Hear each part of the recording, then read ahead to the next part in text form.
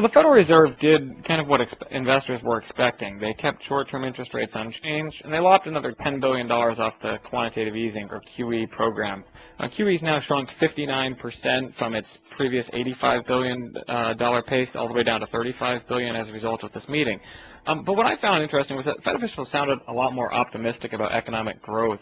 That's true in both the post-meeting statement that's released when the news comes out, as well as in Chairman Janet Yellen's press conference afterwards. She sounded pretty optimistic about growth, and really what was also noteworthy about the press conference is that instead of asking why the Fed wasn't looking to provide even more support to the economy, reporters were actually a little bit more probing this time. They tend to be pretty sycophantic of the Fed, but this time they were asking questions along the lines of, why are you still sounding so cautious on policy when you've got inflation picking up, unemployment has dropped to your previous targets, and volatility is so low? The Fed responded with, Yellen responded with some comments about how investors need to understand that the path of policy is not set in stone and that, there could be more volatility, but the market really hasn't been listening yet. In the wake of the news, volatility's fallen even lower, stock prices have climbed even higher. So I think the Fed really missed an opportunity here to signal to the markets that they need to kind of rein things in a little bit.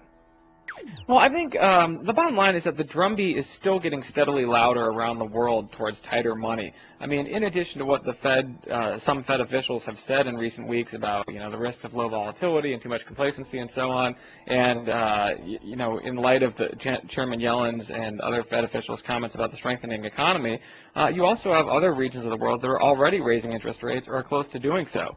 You look at a country like New Zealand, where the central bank there has already launched 3 25-point interest rate hikes just since March.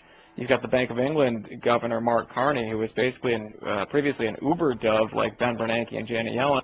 Now he switched tacks and said that it looks like the UK is going to have to raise interest rates sooner rather than later. And it's noteworthy that in light of the inflation news we're seeing, there are clear reasons why the Fed should continue to follow these overseas central banks and get into gear and start shifting towards tighter money. In a way, we're already doing that to some degree because QE, like I said, has shrunk by 59% since the end of last year.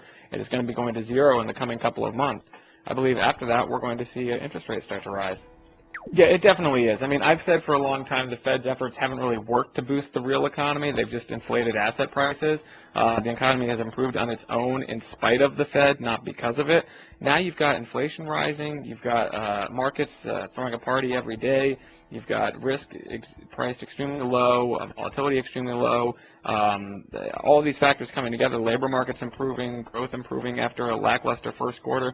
All these factors point to the need for tighter policy, and I think that's exactly what we're going to get. As the economic data gets better, we're no longer on a preconceived path for Fed policy where there's a lot of certainty. Every economic report that comes in stronger than expected is going to promote or provoke a sharper response in the interest rate markets. So I do think the Fed needs to get out of the way and just let the economy do what it's going to do. This has been Mike Larson with Money and Markets. Thanks for listening.